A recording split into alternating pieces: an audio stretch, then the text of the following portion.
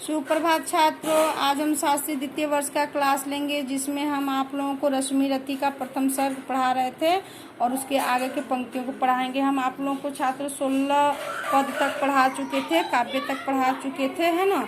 आज हम 17वां कविता मतलब 17वां पद पढ़ाएंगे, पैराग्राफ पढ़ाएंगे कविता का, रश्मि रति का, ठीक है।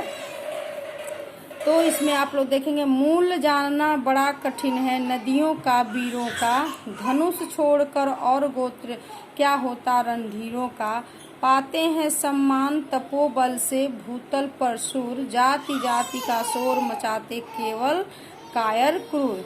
इसमें देखिए छात्रों, पहले आप लोग को 16वां पद में बताए थे कि इसमें क्या कहते हैं, कृपाचार्य ने कर्ण को कहते, क्या कहते हैं कर्ण को कि नहीं, कर्ण जो कृपाचार्य जो प्रश्न करते हैं कि अगर तुमको किसी राजपुत्र से युद्ध करना है तो तुम्हें कोई राज होना चाहिए, तभी तुम कर सकते हो। उसी कर्ण ये बात सुनकर हतप्रभ मतलब आश्चर्यचकित हो जाते हैं और मन ही मन वो अपने आप में भरमा जाते हैं कि आखिर ये सब क्या है। लेकिन दुर्योधन कर्ण के सपोर्ट में खड़े होते हैं छात्रों, ठीक है। तो और वो कहते हैं कि आप लोग ऐसे व्यक्ति का अपमान कर रहे हैं जो सचमुच में सूर्य के समान है। तो इसी को हम आगे देखते हैं कि कर्ण जो है वो फिर पुनः कृपाचार्य से कहते हैं, गुरु से कहते हैं कि मूल जानना बड़ा कठिन है नदियों का वीरों का। अगर हम देखेंगे कि नदियों का जो कहाँ से उद्गम हो रहा है, कहाँ से उसका विकास हो रहा है, इसका जड़ को जानना बहुत कठिन है। उसी तरह वीरों का भी जानना बहुत ही कठिन है। क्यों? तो वीर भी अपने उनके अंदर की जो क्षमता होती है वो अपने आप निखर कर आती है, ये अपने, है ना। तो ये बहुत मुश्किल है छात्रों। ये बताइए कि वही कहते हैं कि धनुष छोड़कर और गोत्र क्या होता रणधीरों का। यहाँ रणधीरों का अर्थ, आप लोग को शब्दार्थ हम बताना भूल गए छात्रों, सॉरी। रणधीरों का अर्थ होता उज्जवल बहादुर, है ना। तपोबल का अर्थ होता तपस्या और बल, भूतल का अर्थ होता धरती, शूर का अर्थ होता वीर पुरुष, कायर और क्रूर। तो समझ रहे हैं छात्रों। तो हम आप लोगों को बीच में बता रहे थे कि किसी भी नदी या वीरों का अगर मूल जानना कठिन होता है। क्यों?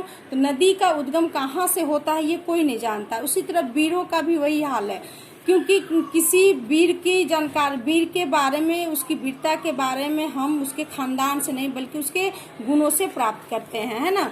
तो आगे कर्ण कहते कि धनुष छोड़कर और गोत्र क्या होता रणधीरों का। रणधीरों का यानी कि बहादुर वीर वही होता है जो जिसे गोत्र से कोई मतलब नहीं होता है छात्रों, जो सिर्फ धनुष और बाण की ओर ध्यान देता है और वही उसका मुख्य हथियार होता है ना। यानी कि उसमें कोई जाति या कोई बंधन या किसी प्रकार का ये धर्म नहीं होता। पाते हैं सम्मान तपोबल से भूतल पर सूर। कहते हैं, कर्ण कहते हैं कि जो वीर पुरुष होते हैं वो अपने तपोबल से इस धरती पर क्या करते हैं, सम्मान पाते हैं। उन्हें किसी जाति का या उन्हें किसी ये वंश की आवश्यकता नहीं होती है। जिस तरह अर्जुन को अपने ऊपर ये घमंड है कि वो भरत वंश के पुत्र हैं, है ना। जाति जाति का शोर मचाते केवल कायर क्रूर। कर्ण आगे कृपाचार्य से कहते हैं कि आप लोग जैसे ही व्यक्ति जो कायर होते हैं, क्रूर होते हैं, वही जाति के नाम पर अपने वीरता का ये सम्मान पाते हैं, लेकिन हम उनमें से नहीं है। हम केवल अपने वीरता, अपने बलबूते पर, अपने बाहुबल के बल पर हम ये सम्मान समाज में पाते हैं, ठीक है छात्रों।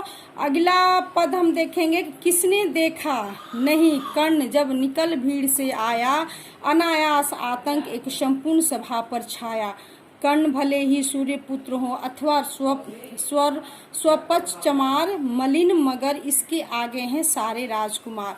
उसी समय क्या होता है, कर्ण इन सारी बातों को कहते हुए कर्ण क्या कहता है, कर्ण उस भीड़ से निकलकर सामने आते हैं। कहाँ? जहाँ पर युद्ध होने वाला होता है ना। और निकल कर आते हैं। अनायास मतलब होता है अचानक, और अचानक कर्ण के तेज को देखकर आतंक एक संपूर्ण सभा पर छाया। कर्ण के इस व्यवहार को, इसके बातों के, इसके जवाब को जो आतंक की तरह पूरे सभा पर छा गया और अचानक सब लोग परेशान हो गए। कर्ण भले ही शूद्रपुत्र हो अथवा स्व, यहाँ पर कर्ण के जाति को ये किया गया है, बताया गया है कि कर्ण चाहे शूद्रपुत्र हो या चमार जाति का हो या स्वपच्च जाति का या मलिन मतलब गंदा मतलब छोटी जाति का, यहाँ पर मगर इसके आगे हैं सारे राजकुमार। यानी कि एक कर्ण जो है अकेले ही पूरे राजकुमार पर भारी पड़ रहा है छात्रों, है ना, भारी पड़ रहा है। यानी कि एक छोटी जाति शूद्रपुत्र हो या चमार, वो ये क्लियर नहीं हुआ कि वो किस जाति से संबंधित है, क्योंकि कर्ण तो ऑलरेडी सूर्य मतलब वो भी क्षत्रिय वंश का था, लेकिन चूंकि पालन पोषण शूद्रपुत्र के यहाँ हुआ था तो इसलिए उसे शूद्रपुत्र कहा गया छात्र। ठीक है, तो वही कहते कि ये किसी भी जाति का हो कर्ण, लेकिन वो क्या हुआ, उन राजकुमारों पर भारी पड़ गया। और ये स्थिति देखने के बाद उस पूरे सभा में क्या हो गया, आतंक छा गया छात्र। ठीक है, यहाँ तक हम 18 तक आप लोगों को पद बता दिए छात्रों। अगले क्लास में 19वां पद आप लोगों को बताएंगे। धन्यवाद।